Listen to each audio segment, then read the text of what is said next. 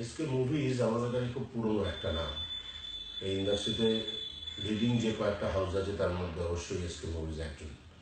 এদের যে কর্ণধার অশোক ধানুকা, ছেলে হিমাংশু ধানুকা খুব যত্ন নিয়ে আমাদের লালন করে। আমরা যখন শুটিং করি এসকে মুভিজে তখন এত কমফোর্টেবলি করি যে বলা যায়।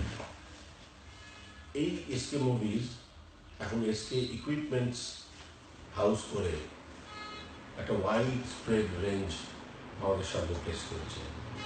এসকে ইকুইপমেন্টসের আন্ডারে প্রায় 25টা কি তার বেশি ক্যামেরা আছে, এখানে এডিট সেট আপ আছে, এখানে গ্রাফিক্স আছে, আরও অনেক কিছু আছে ছবি বানানোর জন্য। যা যা একজন মানুষ, কোনো প্রডিউসার যদি ওয়ান রুফ শপ যেটা বলে এসকে ইকুইপমেন্টস তাই, একজন লোক ছবি করতে আগ্রহী এই একটি ঘরে ঢুকলো, ছবিটা কমপ্লিট করে নিয়ে চলে যেতে পারে, ওয়ান স্টপ শপ।